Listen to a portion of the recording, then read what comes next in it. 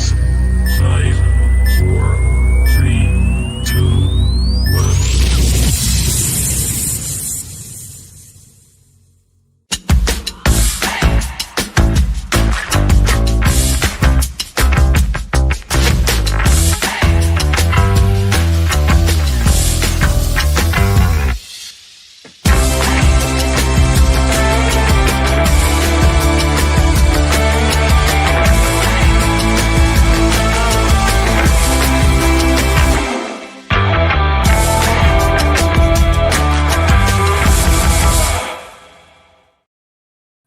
Good evening, everyone. Welcome back to Through Black and White Eyes. This is the first time going live on Instagram, so I don't know if it's working or not, but we'll soon find out. It looks like it is.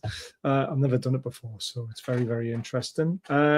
We are here to just fans forum, basically. We've got a couple of fans on who you all know very well, Charles and Sparky, and I've got Dan as co-host as always. And we'll be discussing the latest news, the match last night, and a few other things as well, getting their favourite Kevin Keegan stories and things like that. So I'll bring the man in himself first. How are we doing? Good evening, good evening, good evening, good afternoon, good. Happy to see everyone. I do have people watching on Instagram right now to tell us what it looks like and see whether or not they like it. So this will be fun. I have no idea what is going to happen, but...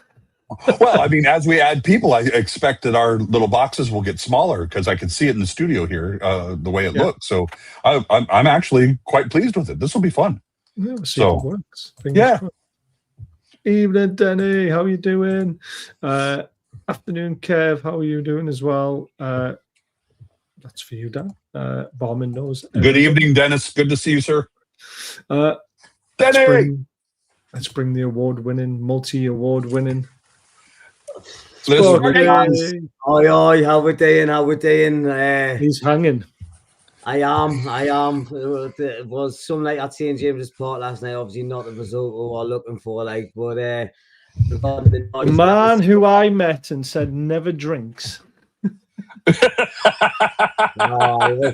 was it. But you know what it is? It was a good occasion there last night, and said that stadium was rocking last night.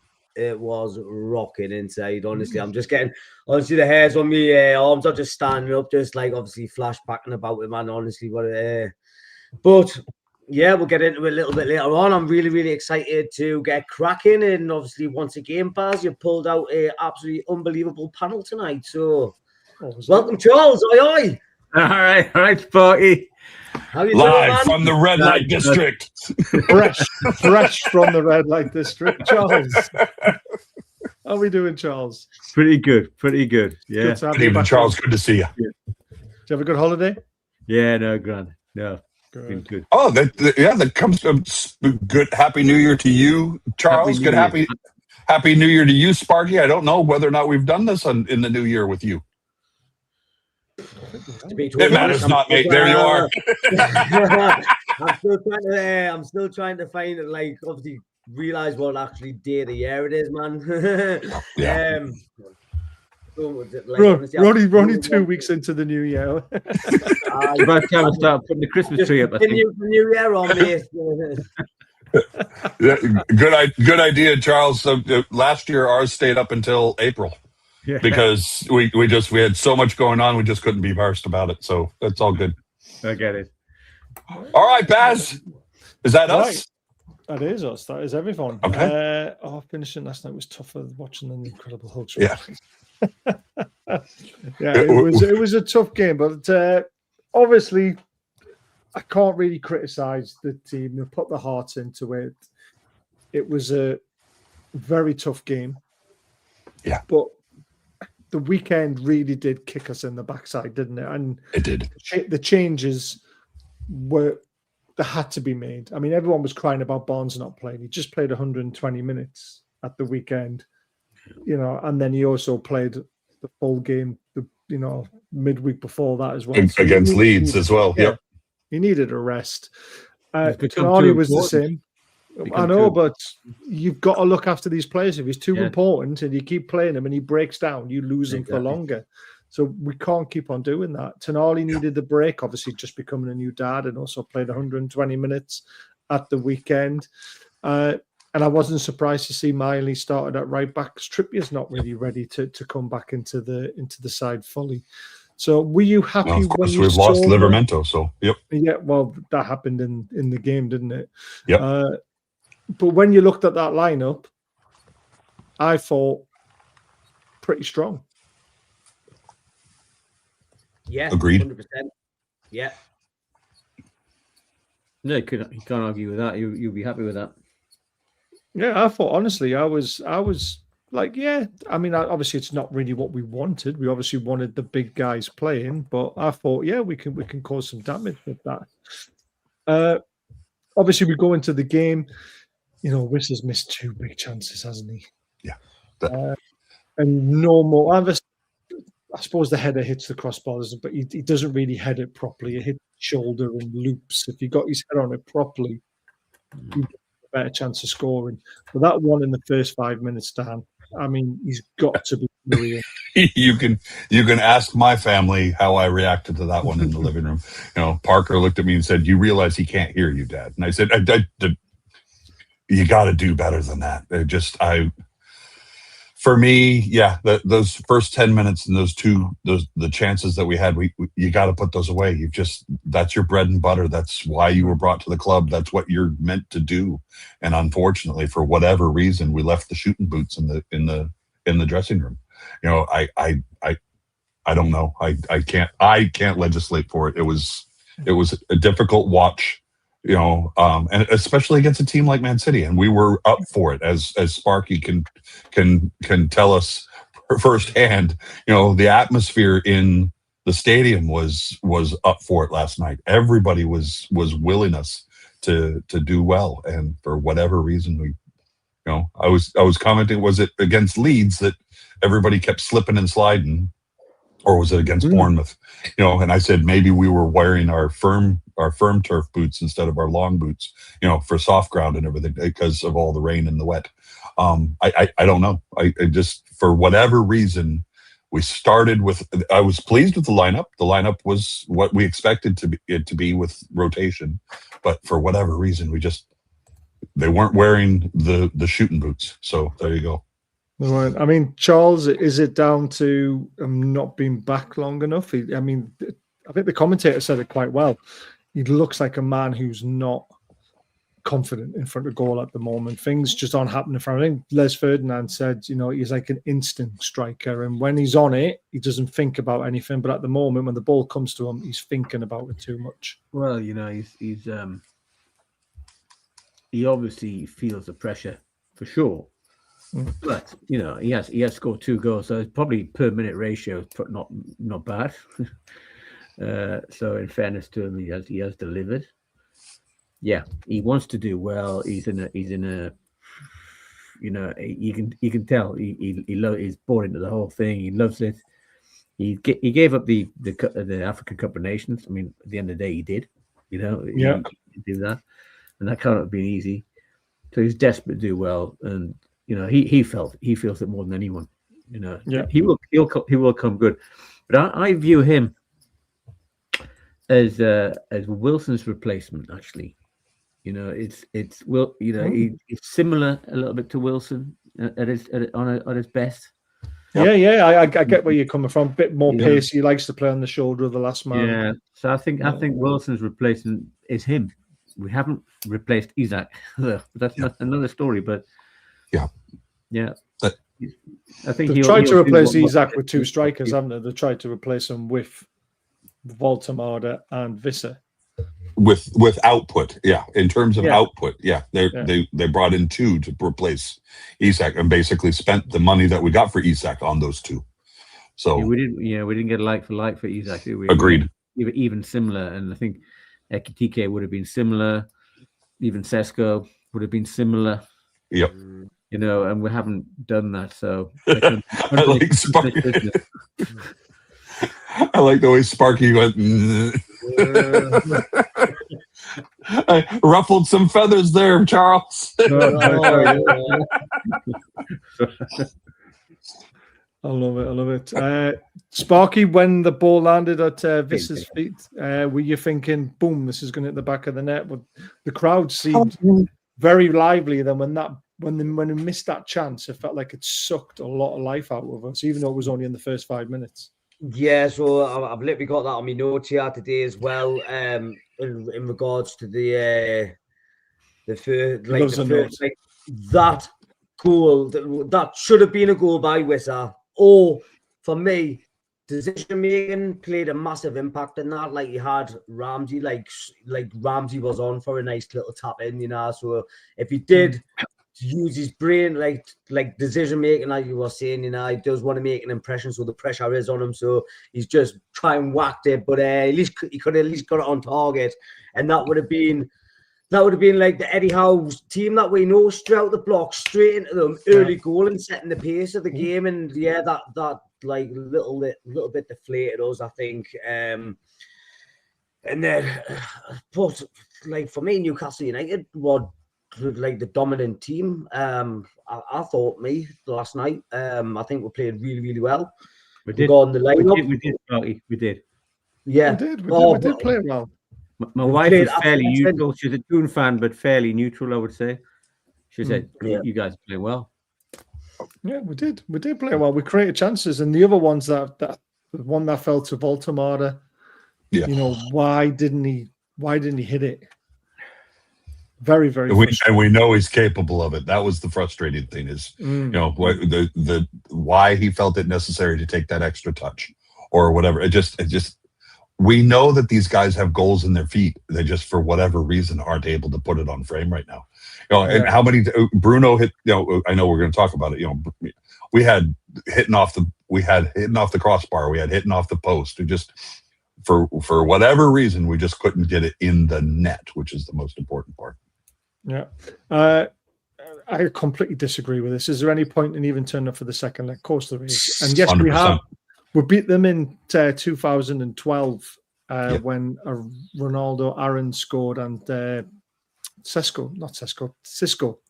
No, Sissoko. Musa Sissoko, the train. Yeah, beat them 2-0 down there. So it is doable. So yeah. Way to go, Jules. I love it. So yes, they are beatable.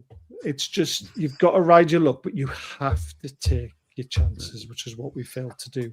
Yep. Right, we're going to talk about the offside decision because I think it's hilarious. There's a lot of massive accounts on Twitter who have egg on their faces who do not understand the offside rule. Before we get to that, Baz, get to that, can we talk about two things? One, it was a rule change. Nobody's arguing that it was a rule change. But again, the fact that Antoine Semenyo was on the pitch, having already played for Bournemouth in the same competition, there's a little hard feelings there from some. But the big talking point, the one that Eddie was talking about, was he said, "Look, the rules change, and it's the rule changes for everyone, so it benefits everybody in the competition." But what he was most bent out of shape was Semenyo's first goal, and that's why I wanted to bring it up now before we talk about that. We'll talk about that one. Because obviously we had down to 10 men, weren't we? We were down to 10 men at the time. So, it was Eddie felt a little hard done by, and that was because of the required. Right. Yep. And the ref more than he used to. I've noticed. What? Sorry. He's criticising the refs more than he used to. He normally used to never get drawn into that. I don't think he's criticising the ref yet. He's criticising the rules, which is he should be right to be able to do that because he had to go off because of a head injury. But even if it's not a head injury, if it's an ankle injury, a knee injury, an arm injury, if a player receives treatment on the pitch, they have to leave the field of play for 30 seconds. While the other team who injured that player are with 11 men. Get a man benefit. That's what he's complaining about. He's complaining about the fact that it's a crappy rule. Now, for me, if you're going to have to take the person off who's been treated, you should also take the person off who's injured them for 30 seconds as well. So it balances the teams up. So it's 10v10 still. That would be a way to get around it. especially for a head injury, because if you have to put a head injury on the sideline because you've got to make sure the concussion protocols are taking place and all that sort of stuff, then take the person who's injured them as well. If they get if they have to take somebody off for 30 seconds, we should be forced to take a Langer off for 30 seconds. Yeah, that's what I'm saying. This should be taking the person who involved, not a Langer. Hey, come on, that's wrong. So it's whoever injured the player should come off with the person who's injured as well. Personally, Martin's another person who doesn't understand the offside rule because he was having a go at me yesterday saying he was onside and I was being ridiculous. There are so many massive accounts, honestly, who've fallen for what they think the offside rule is. It's crazy, and I can't wait to lay into them on Friday when we're on his channel. But yeah, the rule is stupid, Dan. It really is. But the rule with allowing Semenyo to play, it was the same rule for every single team entering the 100%. start of the season. 100%. So I can't complain about that. We could have took advantage of it by signing someone, but we didn't. 100%. I wasn't angry about Semenyo being you're not. on the pitch. And let's just say it. I mean, that goal was stupendous. You know, It was, yeah. you know, I just, again, I like Eddie was just, you know, okay, so if the guy has to go off for 30 seconds and you could see that the player's ready to come on the pitch, you know, can we just wave him on or whatever? Because as you say, you know, the opposing team gets the man advantage for that 30 seconds. You know, it's kind of like an enforced sin bin, you know, in hockey where, you know, you commit a foul, you go off for 2 minutes. Well, you hurt your head, so you have to go off. I'm with Eddie. I was frustrated with that one. Mate, we've had so many tight goals given. Like, I use it as an example. Isak's at Anfield, where he was given off by his tiny little bit of his knee being in front of the defender. You know, and this one's so far offside, you can see it with the naked eye, and everyone's complaining about it. It's been doing my head in all day. But yeah, rules need to be changed.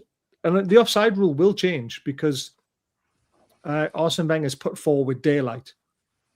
And then everyone's saying, oh, well, you'll still get the problems when the player's got his foot trailing behind and the defender is it in line.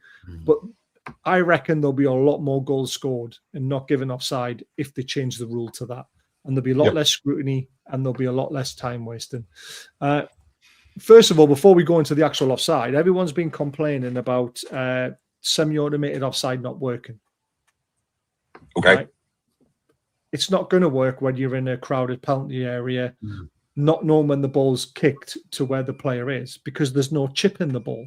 I've explained this loads of times. Adidas have the rights to the chip in the ball. So their system works faster and more effective than the Premier League one because they didn't want to do a deal with Adidas to get the chip in the ball that they use in the Premier League. So it's very frustrating. So semi-automated offside works so well in the Champions League. As soon as that ball's kicked, the chip sends a message and it freezes where everyone is. Ours doesn't have a chip in it. So they've actually got to press a button when the ball's kicked to then, you know, get it. So that's why the lines were drawn. And that's why it took so long for that decision to be made. The second part of it, nobody knows who the last defender is. Well, I know who the last defender is after it was explained brilliantly by Les Ferdinand. So I'm going to ask you guys, do you know the offside rule? Who's the last defender in this picture? Is it Chow? No. Or is it Miley? No. Where's that? No. Nick Pope. Oh, because he's outside of his 6-yard box. Is that right? Nope. It's because you have to have two outfield players, one being the goalkeeper and one being the defender, in front of the striker. Now, because Nick Pope is in front of Malik Chow effectively becomes the goalkeeper, even though he can't use his hands. Nick Pope is the defender. So you're actually using the line from Nick Pope's back heel to where Haaland's foot is, which actually looks a lot like that. I know that line's not perfectly drawn, but that shows you just how far offside he actually is, because nobody's realized they're using the line from Nick Pope to where Haaland is. Everyone's thinking they're trying to use Chow's foot and Haaland's foot, which makes it as tight as a Nufc chun. Let's face it. right? That would be impossible to call. But because Pope's in front of Chow, it's actually Nick Pope who's the last line of defence, and that's where the line goes from. And that's why it is. And even Les Ferdinand and Julian Lescott, who used to play for Man City, said, I can't believe it's took this long to give that, because you can see quite easily that Nick Pope is in front of Haaland. The question was he interfering with play?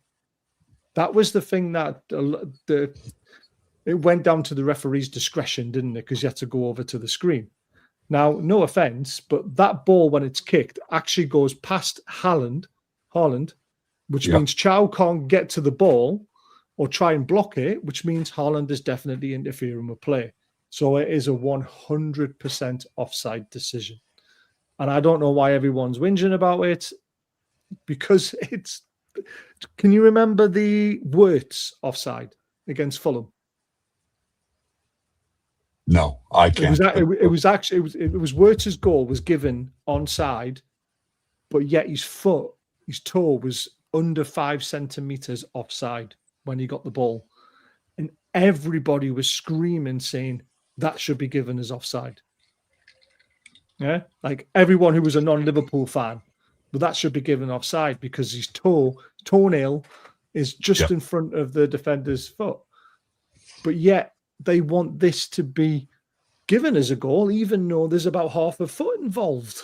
Yeah, you can't win, can you? No, it's like, come on, guys. You know, if you're going to give tiny fractions of offsides, this has to be offside because it's half a foot offside. So so that's why it's offside, guys. Does anyone disagree? You got to show Martin's. You got to show Martin's comments.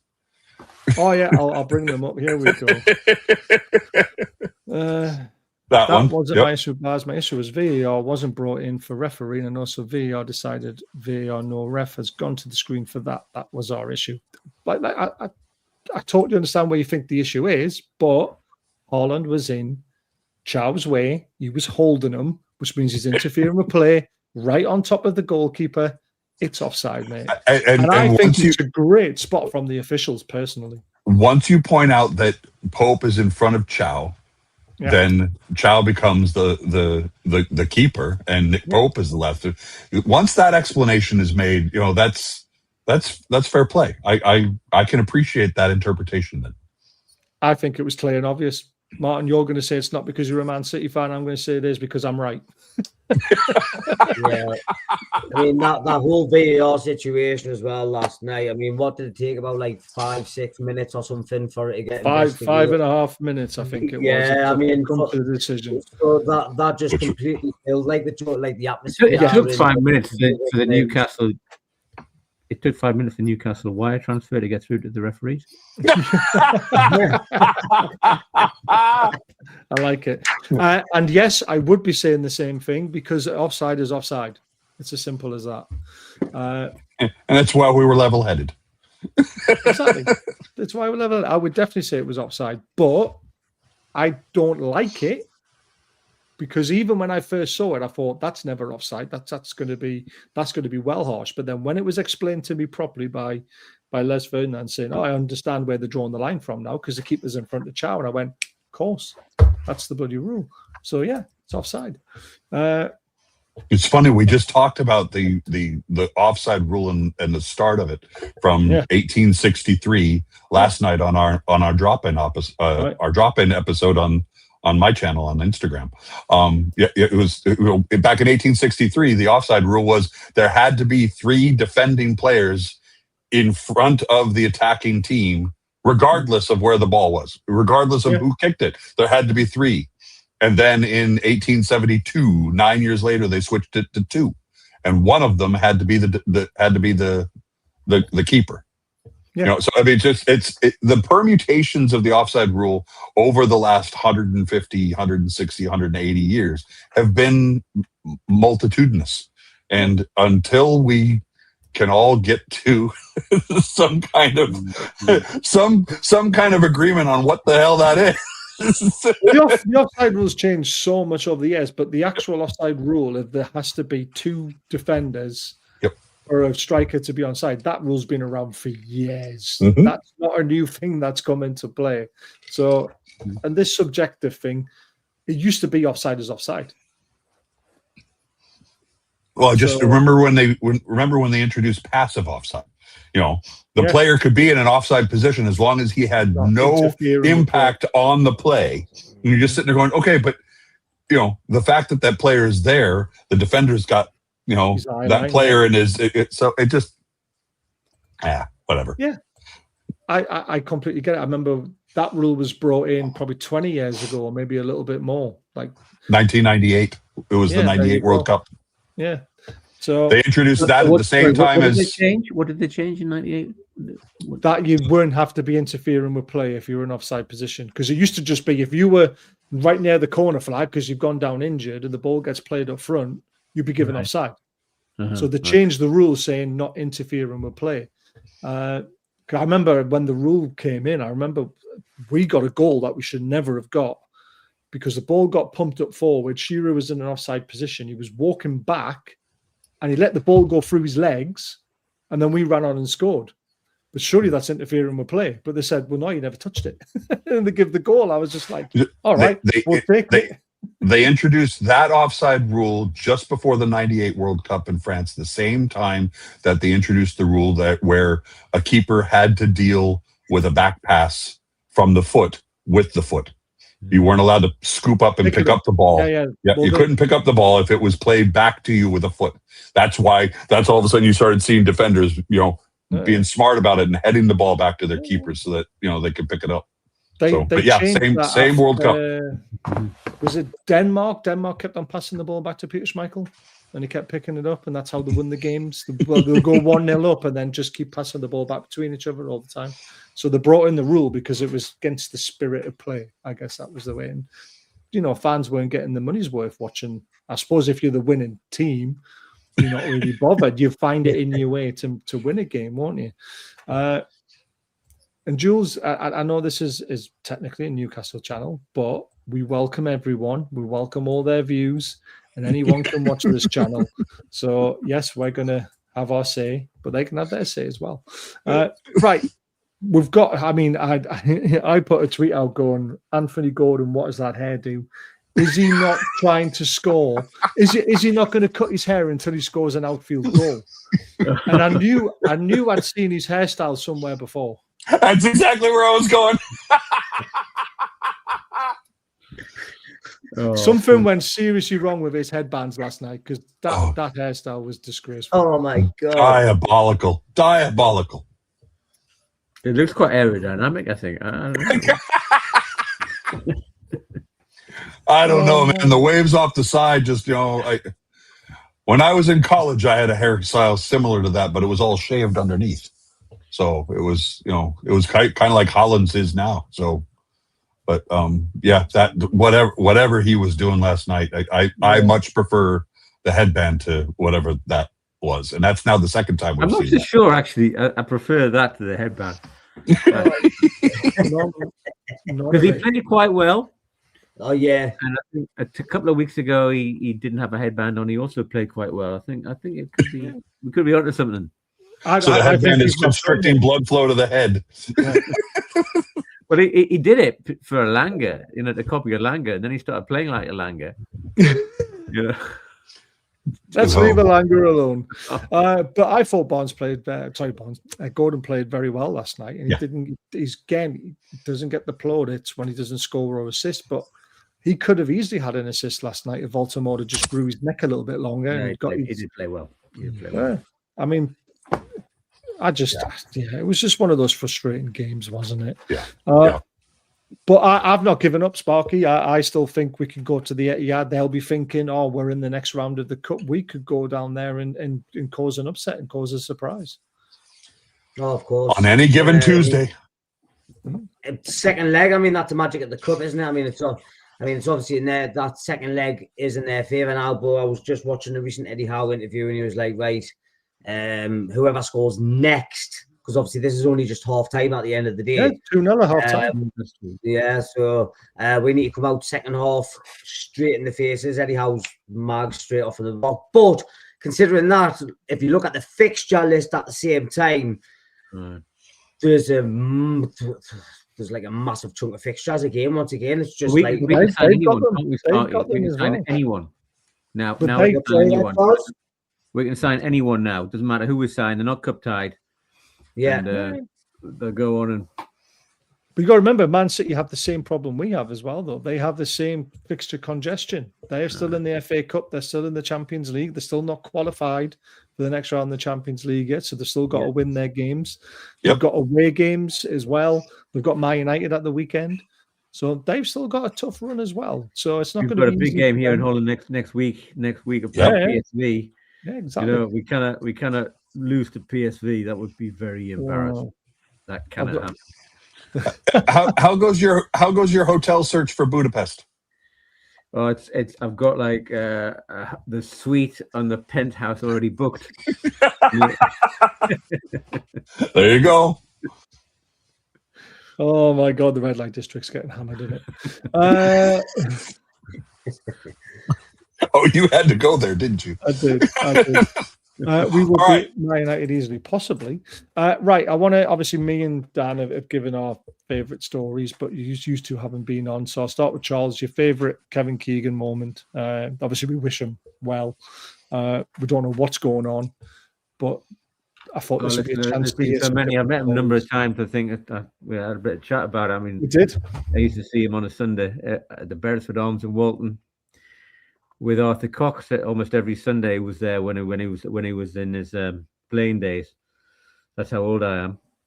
But no, just recently, what about a year and a half ago? I was at the stand at Gossip Park Hotel, and he comes in and he's got all the time. He looked amazing. My son, who is a Toon fan, but he's only just turned 18, and he's like, "Who's that?" I said, "Well, Kevin Keegan, the 2 times Ballon d'Or winner." And like, holy moly! So he's always got so much time for people. The charisma, it just makes people feel good. Yeah, 100%. That's what he's about. Love it. Sparky.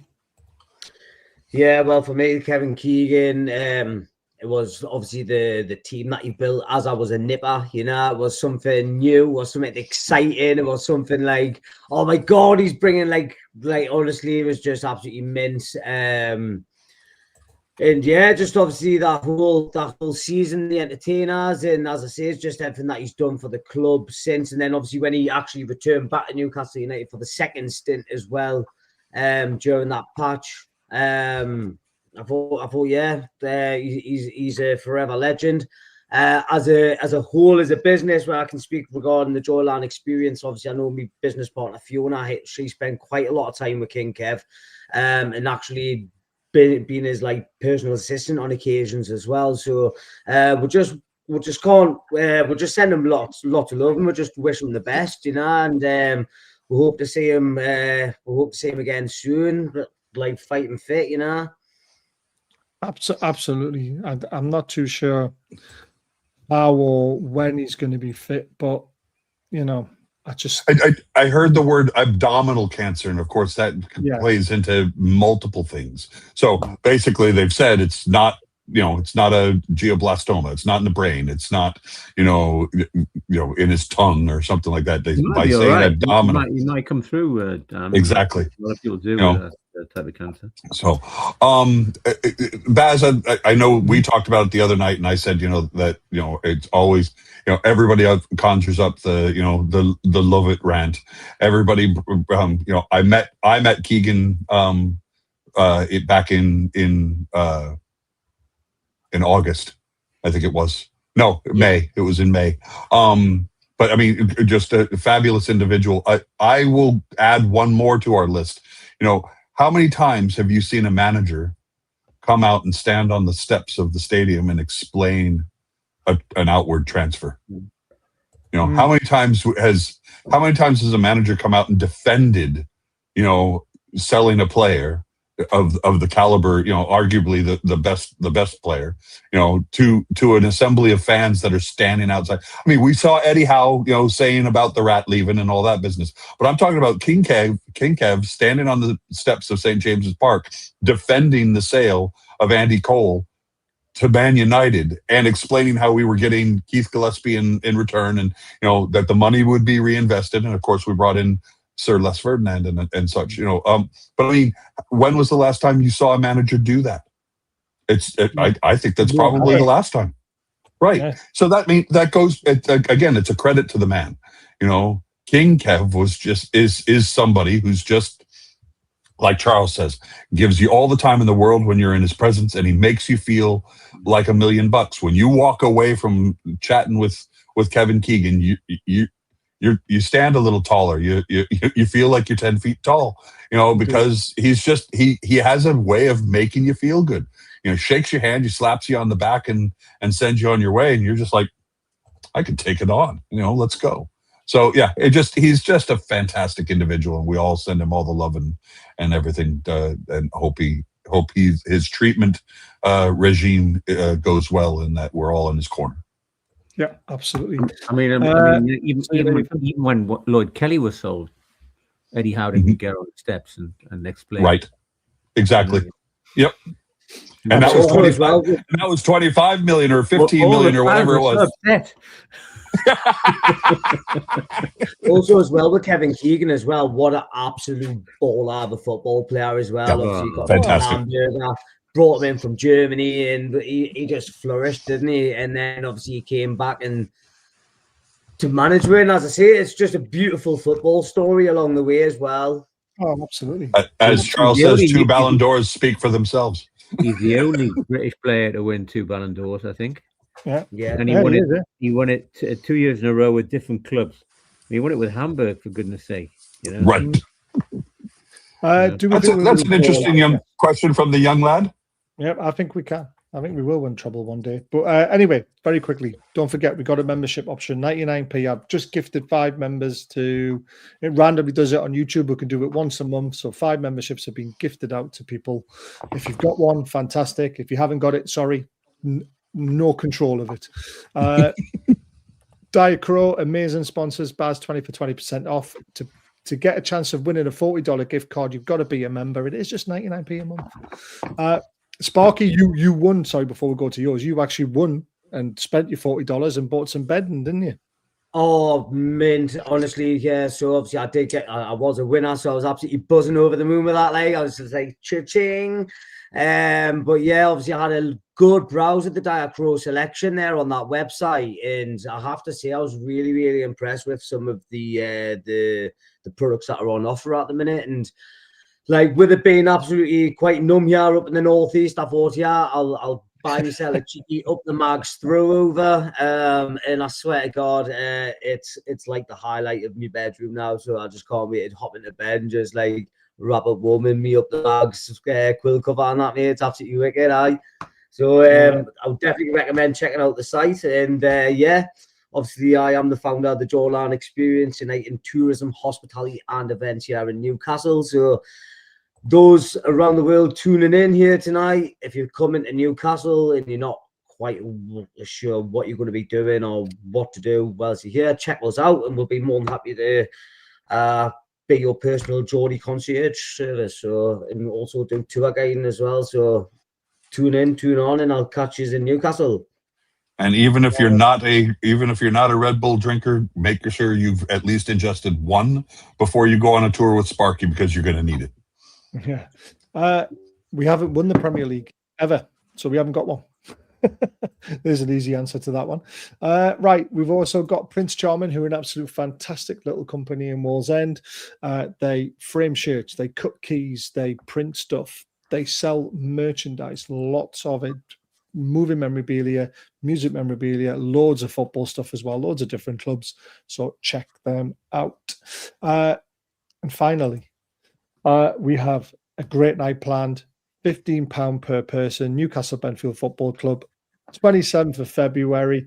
We have Super Mac and Gibbo, live, and then me and Dan will be also talking to Graham Bailey for a little bit. We don't want to take up too much time because we want those two legends on the stage as long as possible. To get your tickets, very simple. You can email us and I can send you a link, or scan that QR code. It'll take you to the website. And all the money, every single penny, no one's getting anything for this. We're doing this off our own back. It's very stressful, not going to lie. But every single penny is going to Azure charity and the Butterwick Hospice charity. So they're going to get all the money split down the middle, 50-50.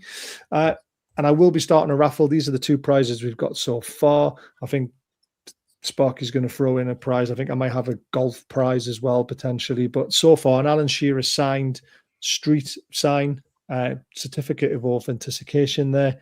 And we've also got a Peter Beardsley signed shirt. So what year was that, Baz? That shirt, that was 1990, I believe. Okay, well. Or 89, I can't remember. Yeah. But Beardsley didn't wear it, but Beardsley signed it. It was a shirt that I had.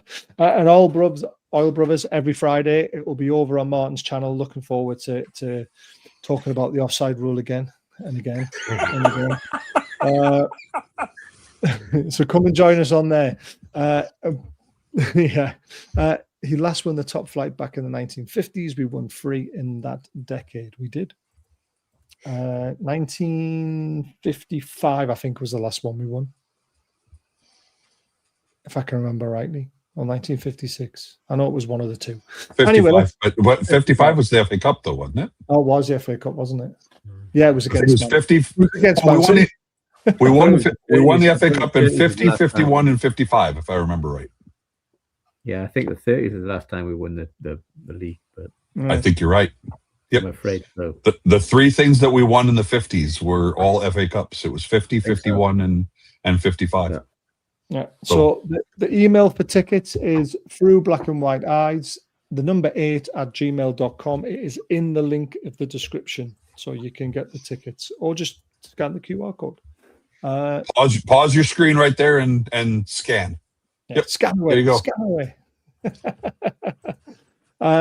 And thank you to Newcastle Benfield Football Club as well, because without them, we wouldn't have a venue for free either. So that's absolutely incredible what they're doing. When is it? 27th of February, just before the Everton game. The Friday night before. Yep. He's on his phone. Charles, you're over on February. Is that correct for the Manchester United? Is that right with the Toon Army Netherlands? I'm not, but there's about 15 of us from the Toon Army Netherlands are coming. I'm not coming. Perfect. But there are. Well, I'm not planning to come. I might, but there you go. There's definitely 15 of us. Get yourself out, Charles. 1927. You want to. I do. Charles, if it twists your arm at all, remember, I'll be in town. I'll be on Tyneside for that match as well. So come on, mate. I'm actually going in 2 weeks. I'm going. In 2 weeks, I'm meeting up with the Toon Army Malaysia. Fantastic. They're meeting at a bar called Gringos in KL in Kuala Lumpur. I'm gonna see the Aston Villa home game. That's fantastic. Yeah, love it. Right. I have to ask Tara. I think when we came over in 23 for the first time with John O'Hare, I think we were standing out in front of the stadium ready to go in into hospitality, and the Malaysian the what you call them, the Gringo barcode Gringos. That's the bar the meet. Yep. Oh, okay, got it. No, but the Malaysian Toon Army Malaysia folks were standing under the Sir Bobby Robson statue with their flag and everything that day. So the great group of guys, folks. I've seen some pictures. I'm looking forward to it. It looks like a great crack. Yep. Sorry, Baz, I cut you off, mate. It's all right. We are going to move on to the great news of the new training ground facilities. This is what £200 million buys you guys: inflatable and also some wheelie bins.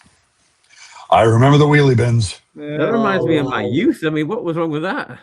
Well, go back and look at that real quick again. Right. So is that Sissoko? Well, I know it's Sissoko. And Azoya Perez and then young Adam Armstrong. Cisse, yeah. Yep. Cisse. Yep. And is that Vernon Anita, is it? It's Anita in the middle, I think. Yeah, who's the guy on the left? That I'm looks trying like to see. Jose Perez, I think. I It think looks that's like what Jose Perez. It's not a young Darlow, is it? Is that not I called was Darlow? wondering. It could be Darlow, I thought the hair said Perez, but I think both Charles and Sparky are right. I think that's a very young Carl Darlow. Yep. Yeah, you're right. Mhm. So Now it leads. the great news is £200 million will be spent on a Woolsington Hall master plan. It's about time this was announced and about time it was coming. I honestly thought they'd go to the racecourse, but they're close to it. They're going to the airport instead. It'll have pools. It'll have a mini stadium. So hopefully the women will play in the mini stadium and we can get fans in there buying tickets and more money goes into the club. Accommodation, cinema rooms, everything you could wish for. Now, someone said in our group chat, it's 200 million, not enough money to buy a state-of-the-art stadium. Spurs cost 120 million. Yeah. So And we're there's a spending state 80 of the more art. million. So this is for me now. I don't know if you agree, Dan, but this is Piff marking a stamper down saying, Yeah, we are here for the long haul now. Yep. Agreed. And on top of that, the choosing that location makes it close to, like you said, close to the airport. It close to also to the private airfield where we've used to bring in players. So I'll tell you what, from overhead, flying in, you see that's going to be something to see. And players that are coming in and going, whoa, I'm going to train there. That'll be fantastic. That's where the Finkel will be. Where that red square is, right next to the a big boost for the economy. That's quite important. That is well, absolutely. That's probably the main value, because buying the club was one thing, but this could be very good for the Northeast. Baz, throw that map up again real quick. It's gone. Okay. Did it? That's also right next door to Kingston Park as well. Did it not say? Pretty close, yeah. Down at the bottom of that map right there, It's not, which is of course the home of Newcastle Red Bulls, the rugby team. So also fantastic location for all things sport. So this is they're going really crazy, is by like the way. The Red Bulls are they're doing a Man City. Yep. They don't have spending restrictions and they're going completely crazy. Yeah.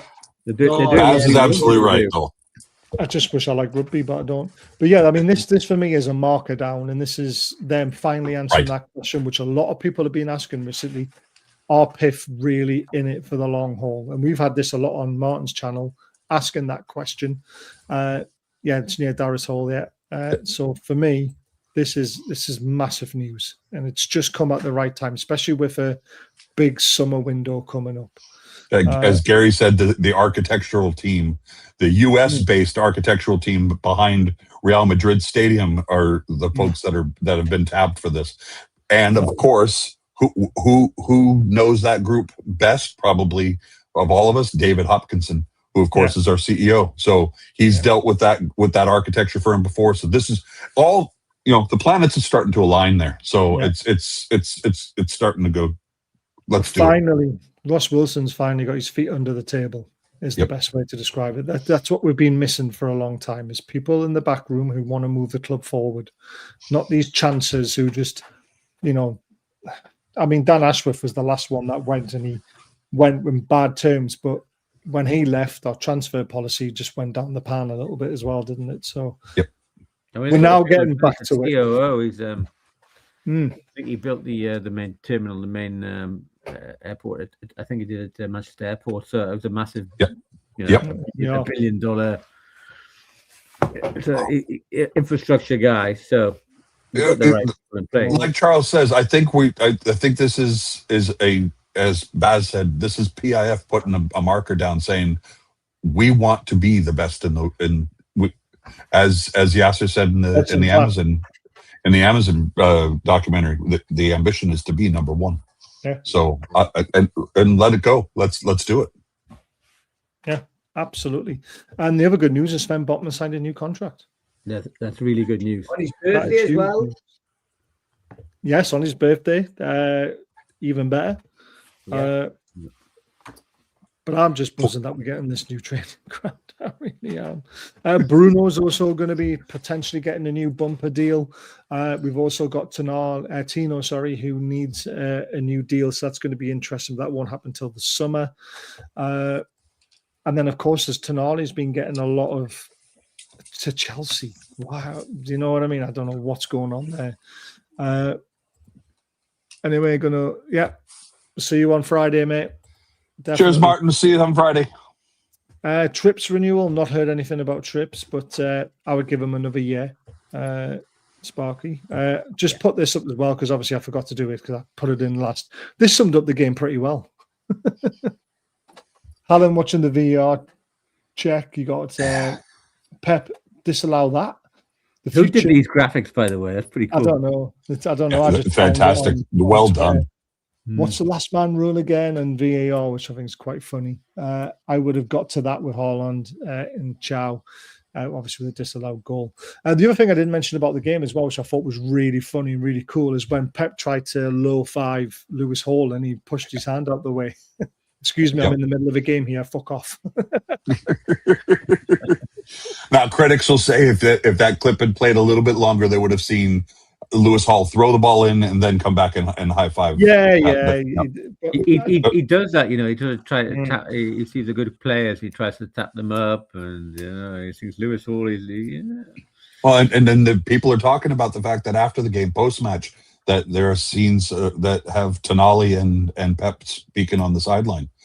So I just, I don't know. Yeah, yes. He has just signed one recently, but again, he's that important. He's going to get a bit of a bumper deal. Pep only talks to the great ones. He does. Go on, Pep lad. He didn't talk to Elanga. Did he talk to Elanga? Did he spend a lot of time? Leave Elanga alone. I mean, he was shocking, but leave him alone. We're not going to be that kind of channel that does that. Charles has Elanga, Baz has Asula. They just you say Asula, I say Elanga. Can't we all? Asula could be a great player. I think he's a right winger.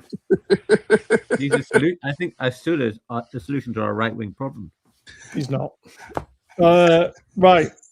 Giorgio Scalvini. Yep. Do we think it's going to happen, or do we just think it's a lot of noise?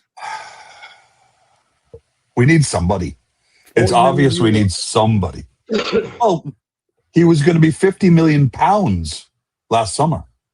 Yeah, according to Toon, Graham Bailey, he's got 40 million rated. Scalvini also eyeing two of his teammates as well. I wouldn't be against it. Again, 6'5", another big guy. If you believe, yeah, really, yep, wow, and only 20. Okay, so the problem I have with the young lad is he's injury prone. He's just coming back from his own injuries. And we are down to the bare bones because of injury problems, and we're talking about signing a player that just came back from injury himself. So it's kind of iffy for me. If he's one that we want to bring in and get him in so that we could get him in early, he gets a chance to get to know the squad, then we get him for a full preseason, blah, blah, blah, blah, blah, blah, blah. The fact of the matter is, for me, in the few weeks that we've got left in this transfer window, we just need to get some players. Like Baz said earlier, we could have done the Semenyo deal. I'm not talking about PSR. I'm not talking about SCR. I'm not talking about how much money is being spent. What I'm saying is we could be buying a player from Chelsea. We could be buying a player from Bournemouth. We could be buying a player from Leeds. We could be looking for players who have already played in the competition and they wouldn't be cup tied. We need to bring in some reinforcements. Our squad depth is not what it should be. If you compared our bench to Man City's bench last night, they have two full squads of players that they're able to rotate in and out. We do not. Yes, and their second team could probably come second in the league. No, I disagree with that. After speaking to Martin, there's a lot of very young players on that bench. Yes, they had Reinders and they had. You know what I'm saying, Baz? You know what I'm saying? But if you look into it further and try and say that they've got two 11s, they haven't. They really haven't. I mean, when I was on, Martin was on our channel, and we were picking the team to play in the round of the cup against us, he was struggling because of all the injuries they've got as well. So, that's because of the injuries, though. Yeah, but you have the argument with Martin, because I did, and I said the same thing, and he just literally shot me down straight away. So I'm just saying to you, be careful what you say, because there are Man City fans who know their stuff who say they haven't got 211s. And he shot me down straight away, and I can understand why. You mentioned PSR and all this sort of stuff, right? In January, it's not as bad as everyone makes it out to be. We've had Stefan come on and explain this. So if we bought Scalvini for 40 million, it would only be 6 months of the amortization that we would pay in this PSR window. It's the next 4.5 years onwards that you've got to be careful of. Can we afford it for the next 4.5 years going down our PSR or SCR, whatever it's going to be called, squad cost rotation? So in the short term, we can afford anyone we want. It's in the long term of the next 4.5 years. Can we afford to keep spending big? That's where we're going to struggle, because we're not selling anyone. The ESAC money runs out. Can we afford to qualify for the Champions League? In what sense? Yes and no. Depends on what you want to do in the summer. So yes, we will not be punished as a team if we don't qualify for the Champions League, but our summer spending will be a lot less. If we qualify for the Champions League, our spending could be a hell of a lot better. So it depends how you look at it. Comes down to Budapest, doesn't it? Comes down to what we're going to do in Budapest. It's going to be a fantastic party. I'm looking forward to it. Ain't no party like a Geordie party. Indeed. Right, cool. Let's talk about the league table for a little bit. We'll talk about the bottom first, because it's interesting, because we do have Wolves coming up. They've only got 7 points. They've got a minus 26 goal difference, but they have started putting in some decent performances. I mean, it's nice for us not being in that bottom half of the table. It's the first time we've been able to put it up without us being there or lingering near it. I mean, we are still technically very close to it, but are the bottom 3 set in stone now, Sparky? Well, this is the thing. I mean, for me, it's just a mad game of football, but you would need some sort of miracle for Wolves to come and catch up with 17th. I think they're just about set in stone, but I do totally agree with what you were saying, Baz. I think Wolves have actually come into their own as of late. I'm sure they got like a really good draw against Manchester United and a couple of other results as well along the way to go along with that. And so I'm guessing that their tails are slightly wagging now. Regarding West Ham, they're a shambles at the minute. I really don't know what's happened to them this season, you know, especially like ripping up like Callum Wilson's contract halfway through the season and stuff like that. So they're in a bit of a turmoil.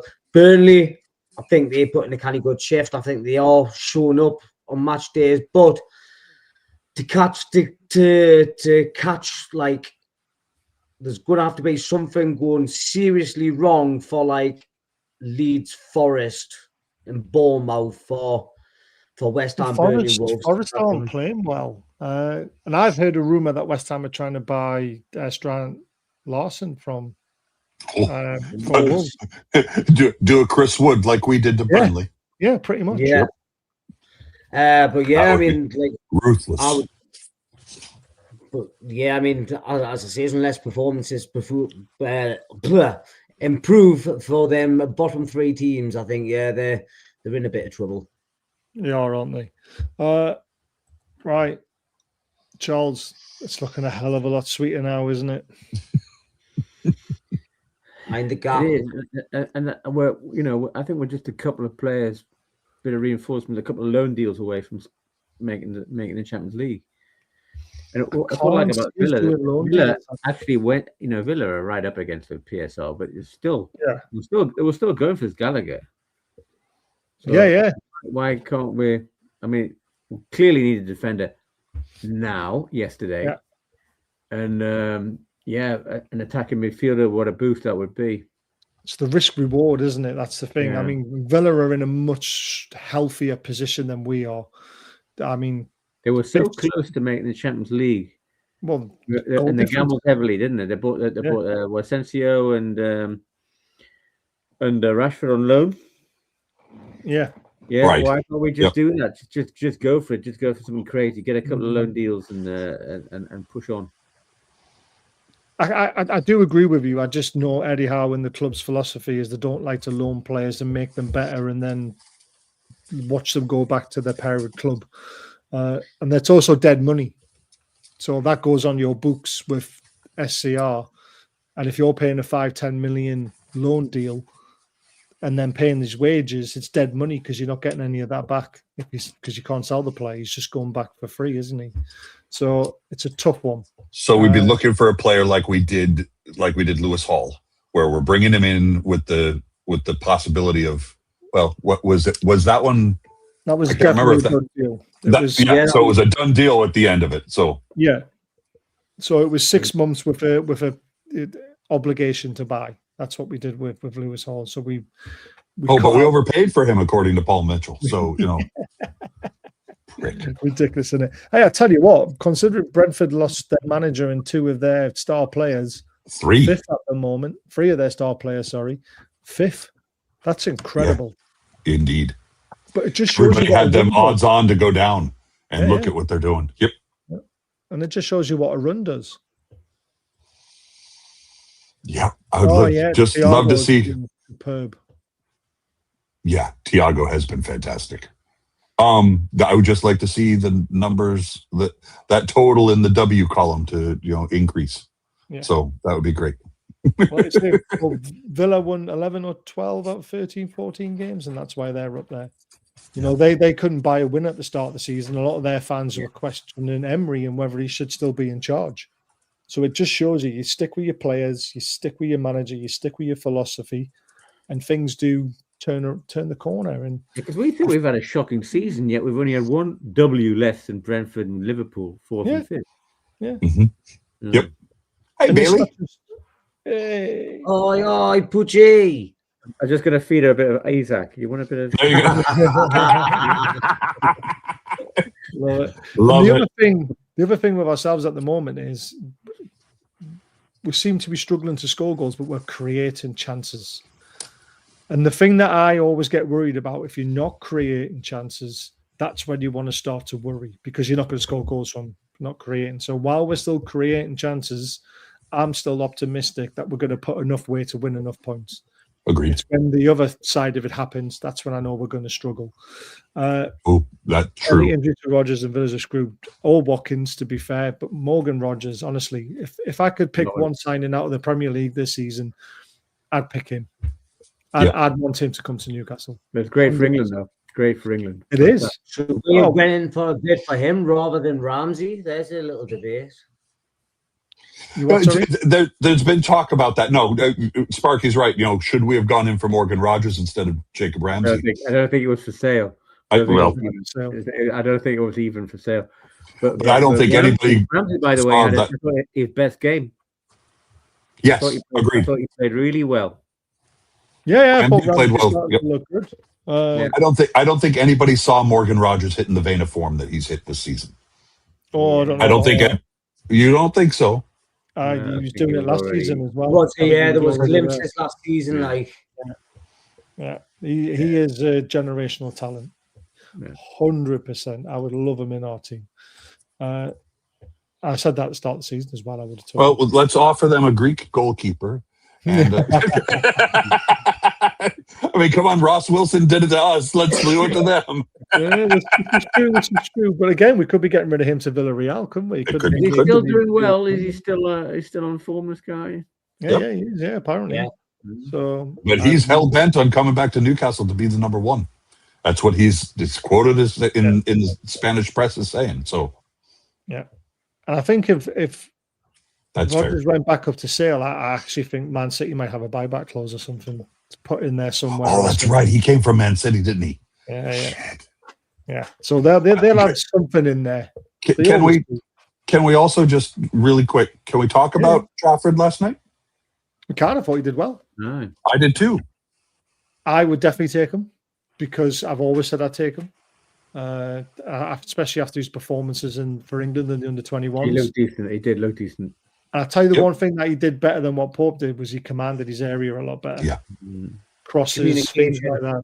Yeah. And I think they'll be opening a sale. I think, but what's the deal with his wages now? How much are they paying him? Whatever was set when he signed back his contract, they had it already preset when he was signing. I don't know how much it was though.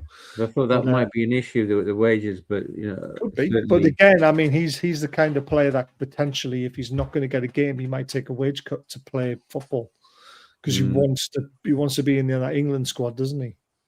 So Sparky's scratching his ankle, so he's dropped off of Instagram. We've got to get him to come central again.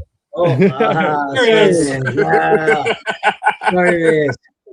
I'm half asleep, I'm done in the day, Sparky, since you were in the stadium last night, can you also for those of you who don't know or haven't been paying attention the last couple of years, Joe Bartley, the young man who usually was busking out in front of the main entrance of St. James's Park. He's come on and done a couple of things in the last year. He came out and played with Sam Fender during the summer stand. So yesterday they had Joe Bartley out pre-game to play local hero with the Tannoy, right? I mean, What do you do on the guitar?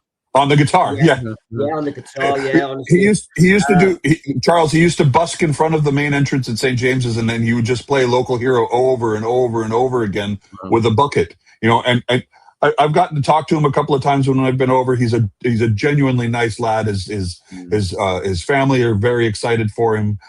He also just played. I think he played in London with Leeses, the group, the band Leeses.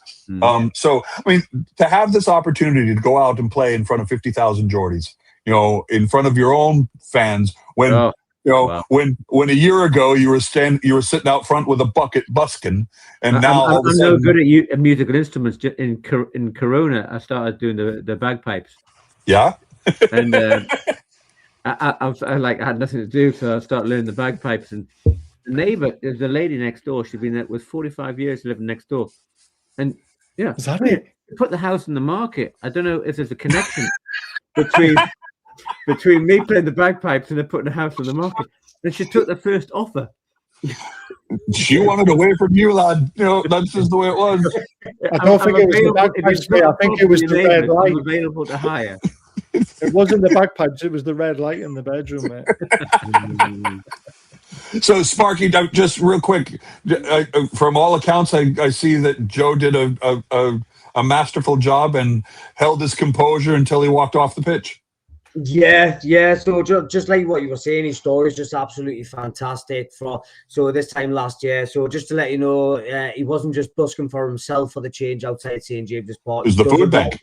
He does the Nufc food bank and that. So he's just such a great credit to himself, really, and he's got a really, really exciting future ahead of him. He smashed that performance out of the ballpark at St. James's Park, and he got a standing ovation at the end of it as well. And we just couldn't wish him any better, really. Absolutely buzzing for him, and he's got a very bright career ahead of him in the music industry, and that's what we're trying to do in the Northeast as well. We're trying to showcase the local talent that we've actually got on offer here, so they don't have to go down to Manchester and London to get the recognition. They can just stay here in God's land, you know what I mean? So yeah, credit in Newcastle United for making the little lad's dream come true. That's credit. Well done. Well and good in young Joe. Look forward to seeing you when I'm over as well. Just great stuff. Yeah. Thanks, Baz, for letting us plug that. No, that's fine. Right, it's time to go anyway. So just, Gordon, please cut that hair. Forget about scoring a goal in open play. We want you back to your aerodynamic, short, cut, shaved head. Do something other than that, please. We're gonna have to change the name on the back of the jersey to Krusty. Oh, well, that was out. Yeah, I'm going to make one of them Simpsons AI things, make my character. Have you seen the one I tweeted out? The Simpsons with real life characters. It is absolutely brilliant. The actual casting of what the Jim Carrey is Krusty the Clown and brilliant. Honestly, you need to see it. Send us a link, Baz. It's on Twitter. Yeah, it's great. Before finishing, we should have a word on Lewis Hall. Yes, Lewis Hall was man of the match last night, by the way. He was absolutely well deserved. Superb. He's a generational talent, and I will say he is a generational talent because he definitely is. And there's people now calling him to be in the England World Cup squad because he's Why just wouldn't he? that good. How many times did he take on the Man City players in tight areas where you think, don't do it, you can lose the ball. And then suddenly he's ping, ping, ping, ping. And then he was away, and I was just like, wow. And by the way, how many times did he get fouled? And how many times did that little shit Silva get away with being fouling? And a lot of professional fouls all the time. They got away with a hell of a lot. Should have been sent off. Every time we look like we could break, foul. They got away with it. Yeah, very frustrating. Got away with it time again. Very, very frustrating. But there we go. Hall was Lewis Hall, honestly, like watching him live last night, and not just that, like when he was out for that injury and then he's just came back, he's been an absolute. He looks even better since he's came back from injury. Yeah, agreed. I think he's been doing a lot of studying off, like obviously a lot of studying off pitch whilst he's been injured, and he's really picked his game up. He's looking world class. There was one when the defender when the attacking player went for him in the first half, and he just skipped past him, and the Man City player looked like he was running like he was like, "Where's he gone?" Yeah, and the fact he's a Toon fan makes it so much sweeter. 100% better. Yep. Yeah, one of our own. Even though he wasn't born in Newcastle, his dad was a Geordie. He moved down to London. He's a Geordie. So, Baz, we got tomorrow night. What have we got? Yeah, so tomorrow night we're going to preview the Wolves game. Friday night we're on Mancunian Way. Yep. Mancunian Way channel, so go and support them while we're there on a Friday, and support them in general because Martin's a nice lad, even though he doesn't know the offside rule. And on Sunday we will be previewing the Wolves game, and I'm going to try and start reviewing, not previewing. Preview, yeah, reviewing. You said previewing. Oh, to death, but yeah, I'm tired. You're tired. I am very tired. I am going to try and start a new show. It's only going to be twice a month, I think. And it's going to be with Elton Wellesbury because he's got stories galore about the old players. And we're basically going to talk about the greats of our game. Hopefully the first one will be a week on Saturday. We'll be talking about Kevin Keegan, mainly about his Liverpool days because Elton had the pleasure to interview him a lot during that time. And then we'll talk about other greats of the game like George Best, Bobby Charlton, all the greats that we've had. I don't know if he knows Jackie Milburn, to be fair. It'll be people that he knows. But I'm sure Kenny Doug. It's generic talking about legends of the game, not his legends. Yeah, it's more the people that he's interviewed, the people he knows. We'll talk about. It's not just Newcastle legends; it's like legends of the game. But like you said, Peter Beardsley, obviously because of the Liverpool connections. Kenny Dalglish, King Kev. Elton talked to all of them. So yep. Yeah, there's loads of them. He said he wanted to do a trio one, and I was just like, let's just get our feet under the table first. Robson, Shankly, Clough. Alex Ferguson, Busby, all these names that no one ever talks about anymore. So we're trying to. Brian Robson was a decent player as well. Yeah, absolutely. So we'll probably talk about him because he probably knows him. Good to see you, Owen. There with the Manchester roots. Yeah. As long as Elton sits there and continues to puff away at his pipe, always talking. In the chat. I just saw a comment about Elanga in the chat there. Do we talk about him? He does fit our system when we're playing counter-attacking football. He just looks like a lost little puppy. Listen, the Forest fans are adamant that he's a decent player. He had two bloody good seasons, so there must be a player in there. I joke about it, and I'm joking about it because I think he probably will be a good player, but he just needs to get his confidence back. He just might not be right for our system. I'm not sure about that. I think it's just confidence. He's simply. Yeah, let's be honest, lads. Let's be honest. He'll come good. He thought he was coming to the club to replace the iPhone charger, and unfortunately, the iPhone left, and the charger's still here. So I'm thinking that confidence-wise, the Chargers now got a hamstring injury. The Chargers got a hamstring injury, so now Elanga will come on. But well, no, Bonds.